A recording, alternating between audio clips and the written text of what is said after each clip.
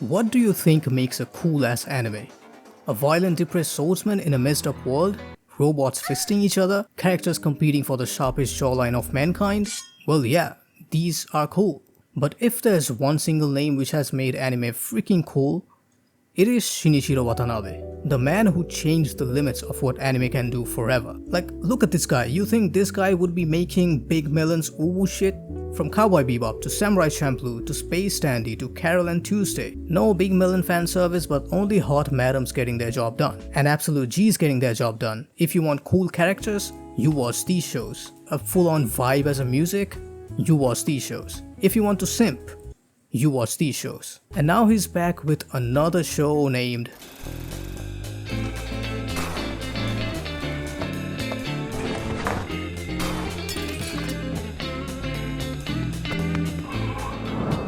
A little while ago, everyone and their dogs were hyped when this shit was announced. But now, I don't really see anyone even talk about the show anymore. And I can kinda see why.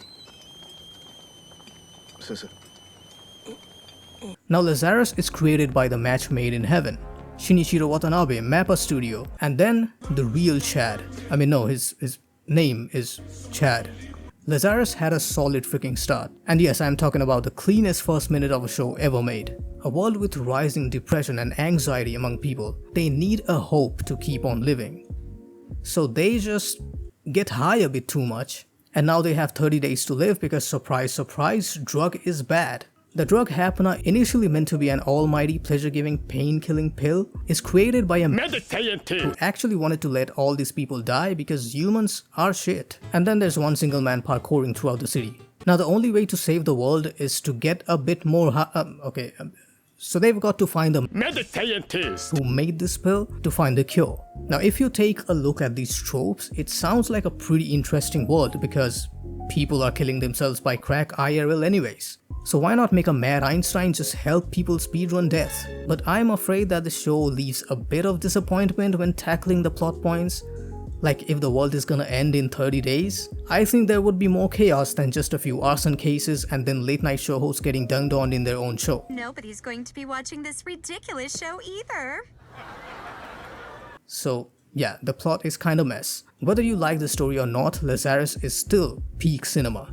Everything in this show feels like watching a movie. Whether it's guys throwing hands, an epic chase scene, guy jumping off from the terrace to catch a helicopter, it feels like you're watching a James Bond or Mission Impossible kind of movie. Great, these guys are Russian. You can tell? And then comes the banger episode 4 where anime girl dancing off never looked so perfect. Like holy shit, Christine. And this is actually a guy by the way. And now comes the biggest question. Is Lazarus as good as the good old Watanabe classics? Now the short answer is no, but in my opinion, no. Shinichiro Watanabe has been known for his fascinating world building with characters doing some goofy ass shit. Every creation of his is not just a one-dimensional design with a gimmick and then a plot twist like a world with ninjas. And then gods arrive, bounty hunters aka cowboys, traveling throughout space, samurais with the cleanest moves, a guy filling up his alien Pokédex, and then there's a restaurant in space. And guess what the restaurant is called? Restaurants, boobies. You see, the world of Lazarus is fascinating, but sometimes it's freaking inconsistent as hell. This technology, as good as being able to hack into every single camera in the world. Like holy crap, imagine what kind of epic shit you could see. And imagine how much content reaction channels would have. And then there's a prison that can't even hold a guy jumping around like an absolute monkey. You think a futuristic cyberpunkish world like this would have some holograms everywhere, cool ass guns like psychopaths, porn on billboards, but no. But I will say that goddamn bike is everything a man wants, along with the one riding it. This show is made to be a bit more relatable. There's pop culture references like Avengers, SoundCloud, which makes things a bit more believable. And then there's people partying when they know they're gonna be a few feet deep in the ground in a few weeks. Yeah, I kinda believe that. Lazarus, instead of making it a cyberpunkish world with robots fisting each other, focuses more on societal issues. Cult stuff going on, digital information officially becoming identity, and then there's a DJ who makes music with AI. What a great coincidence. So the real topic of this show is society. Now when it comes to world design, the only show by Watanabe that comes to mind first is Cowboy Bebop. I watched Cowboy Bebop like years ago, and surprisingly, even though people worship it as the second coming of Christ, I didn't enjoy it at all. Except for Faye, she's the bae, and wow, I just said that. No freaking way. Damn! I fell in love with Watanabe's works when I watched Samurai Champloo for the first time. I fell in love with the music, the style, the odd DJ scratches whenever there is a scene change, then samurai spitting bars, then Americans acting up like this. America-jin! Shut up! Definitely not racist. Everything about the show was something I never really saw before, but now I rewatched Cowboy Bebop in 2025. And I started to notice how freaking cool and detailed this world is. A time when humans live almost everywhere in the solar system. Mars becomes the new LA, and Faye Valentine is still the hottest woman alive. People from every country and every culture living without boundaries. Technology is so advanced that traffic in space is more organized than traffic in most of Southeast Asia. And then there's good-for-nothing men getting drunk and gambling and still simping.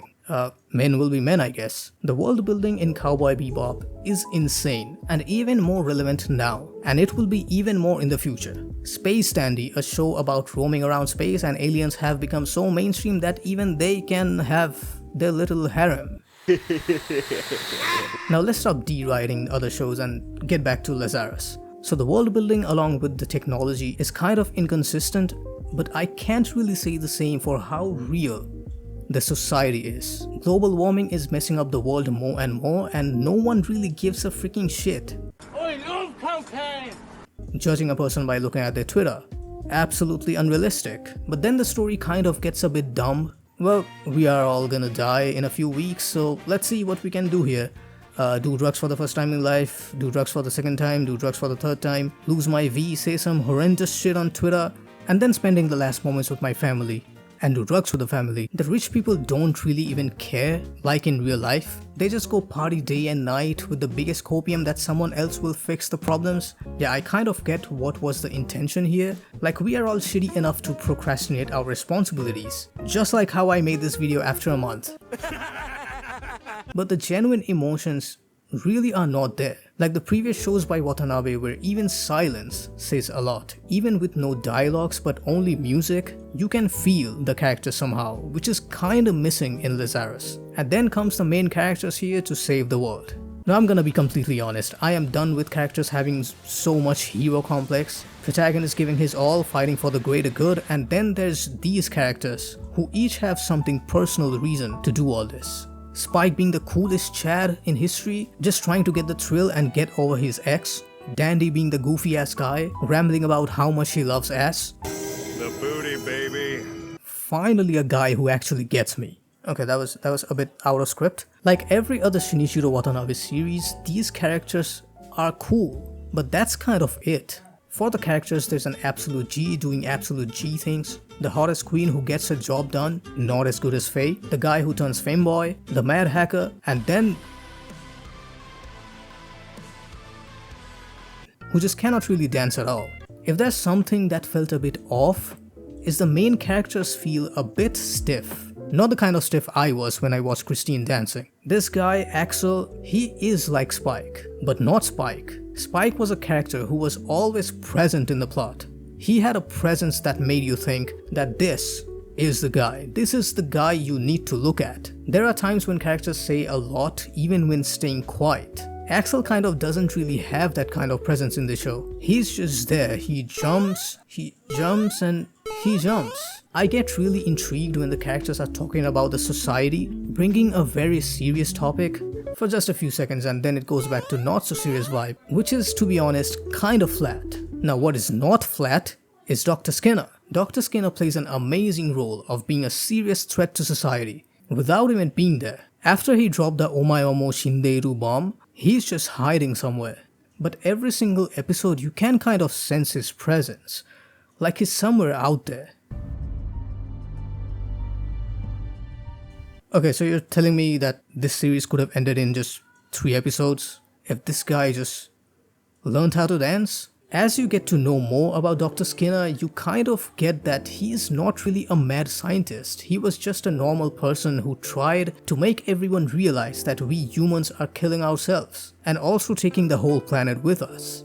he was actually the only one who was genuinely caring. So the best way to protect everything? Erase the goddamn humans off the face of the earth. Now, despite of all the not so well written parts of the story, it is an obvious fact that the background arts never really fail. Scenes change every minute. Characters never stay at one place, like the characters even travel through countries. And I love that. If I'm being honest, I don't really like the story of Lazarus much, but what's so special about Shinichiro Watanabe's works is not really the story, but how he tells the story. His way of storytelling is so cinematic that I would gladly watch his shows if they're released in the theaters.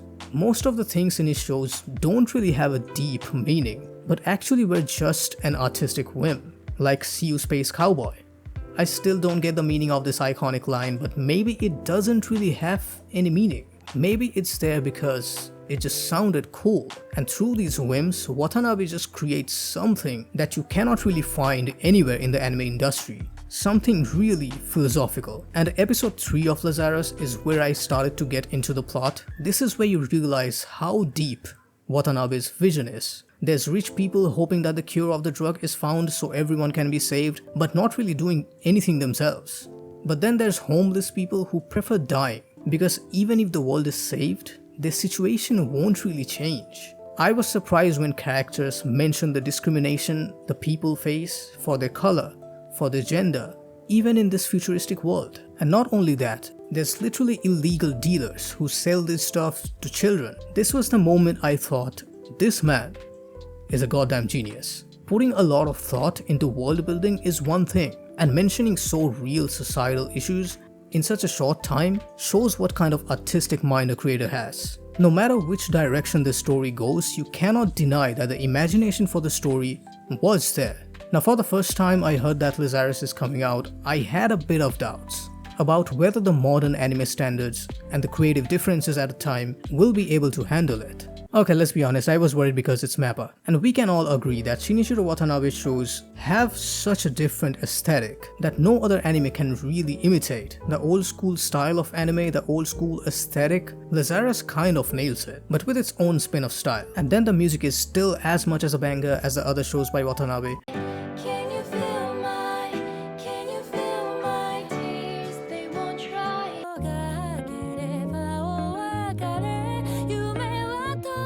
What makes Shinichiro Watanabe's creation so freaking cool is his style of showing things on screen. There are frames you look at and think no other anime would have thought of showing things this way, whether it is slightly odd angle, whether it is unnecessary details on the smallest things which barely make any impact on the story. Everything this man does, he does it to make something you just cannot take your eyes off. He just wants to make the absolute cinema. There are moments that you just keep staring, especially episode 4, where the show just pops off. Especially Christine. Lazarus just shows how much Watanabe loves movies. Protagonist fighting off armed men with ease, dances off with the girl while fighting, jumping off from the terrace. These cliches from Western action or spy movies have been used so perfectly in Lazarus. And then comes the real Chad's John Wick touch to the action, which is clearly visible. You see, I asked in the beginning, what do you think makes a cool ass anime? The truth is, I don't even know the answer. Maybe it is the doing things on a whim style by Watanabe, or maybe the cool cinematography, or maybe the cool mysterious characters, or maybe cool music, or maybe whatever comes to your mind, like this video. But whatever it is, Shinichiro Watanabe just makes it work. Lazarus might not be the best story, but it is still cool as hell and entertaining to watch. Now I will say that I finally worked on this video after a long time, because college exams are just so shit. But now I'll be coming back with new anime content every single week, so stick around, let's talk more weep shit. Until then, see you YouTube viewers. That was so freaking cringe, oh my god.